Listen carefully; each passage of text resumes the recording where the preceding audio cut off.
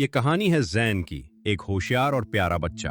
लेकिन एक दिन उसने एक छोटा सा झूठ बोला और वो छोटा झूठ बहुत बड़ी मुश्किल बन गया। आज स्कूल में रियाजी का टेस्ट था। जैन को पता था, लेकिन उसने पढ़ाई नहीं की।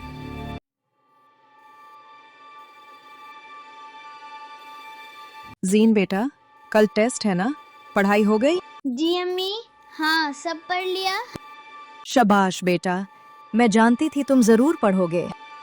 बस एक छोटा सा झूठ था, कुछ नहीं होगा। बच्चों, टेस्ट शुरू करो, खामोशी से लिखो। ये क्या है? मैंने तो कुछ पढ़ा ही नहीं। अहमद का पेपर देख लूं? बस एक सवाल। ये क्या है जैन, तुम अहमद का पेपर क्यों देख रहे हो? जी नहीं सर, मैं अपना कलम देख रहा था। ठीक है जैन, लेकिन मैंने सब कुछ देखा है। अब आप अपनी सेट पर जाएं। यार जैन, उस्ताद ने तुम्हें देख लिया था ना? नहीं यार, मैं नकल नहीं कर रहा था, मैंने खुद लिखा। अहमद हिरा हो जाता है। वो जैन को अकेला छोड़कर चला जाता है। आपने देखा, एक झूठ ने दूसरे झूठ को जन्म दिया और फिर तीसरे ने चौथे को। झूठ की जंजीर बनती जा रही थी। जीन बेटा, टेस्ट कैसा रहा? अम्मी, अच्छा रहा।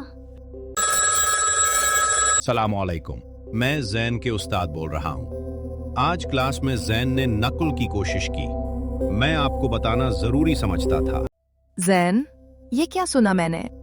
अम्मी, मैंने पढ़ाई नहीं की थी और फिर मैंने आपसे झूठ बोला और फिर टेस्ट में नकल की और फिर अहमद से भी झूठ बोला। अम्मी, मुझे माफ कर दें। जैन बेटा, देखो, एक छोटे झूठ ने क्या किया। तुमने मुझसे झूठ बोला, फिर टेस्ट में नकल की, फिर दोस्त से झूठ बोला। एक झूठ 3 गलतियां ले आया। झूठ एक छोटी पत्थर की तरह होता है जो पानी में गिरता है और लहरें बहुत दूर तक जाती हैं। सच बोलना मुश्किल लगता है, लेकिन सच से दिल हल्का रहता है।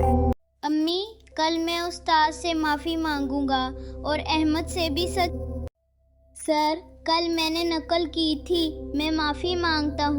जीन, सच बोलना बहुत हिम्मत का काम है। मैं तुम पर। इस दिन जीन ने सीखा, झूठ चाहे कितना भी छोटा हो, वो बड़ी मुश्किलें लाता है, और सच चाहे कितना भी मुश्किल लगे, वो दिल को सुकून देता है।